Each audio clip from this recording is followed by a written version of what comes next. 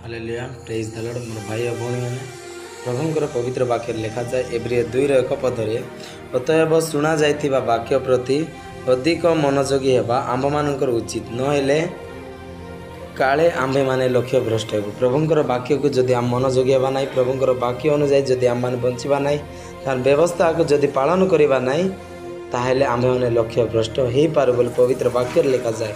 कारण जदि जे प्रभुंकर वाक्य को अन्वेषण करे नाई, जे प्रभुंकर वाक्य को पालन करे नाई, से लोक शैतान पथरे गमन करे।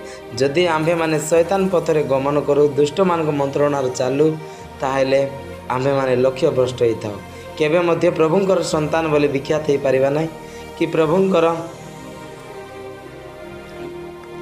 आज्ञा दिन छात्र हो पारिबा नाई। तेणु मोर प्रिय दास दासी माने, मोर भाई और भौणी माने, समय थाओ तो आमे माने प्रभुंकर वाक्य को जहाँ शुणुअछु ताहाकु मने रखी उपयुक्त समय रे आमे माने ताहाकु व्यवहार करिबा, उपयुक्त कार्य रे ताहाकु व्यवहार करिबा।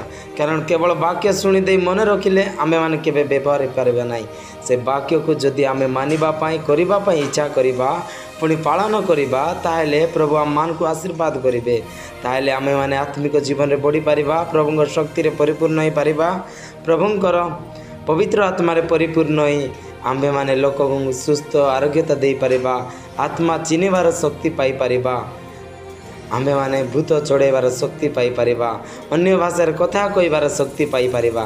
पवित्र वाक्य को जी पालन करे, पवित्र व्यवस्था को जी विश्वास करे, पुणी पवित्र वाक्य को जी सम्मान दिए, पुणी तांगर आज्ञा अनुसार पथ गमन करे, सेही लोक केबे भ्रष्ट हुए नाही, सेही लोक केबे विनष्ट हुए नाही, सेही लोक प्रभुंकर आनंदर विषय हुए, से प्रभुंकर आशीर्वाद संतान हुए।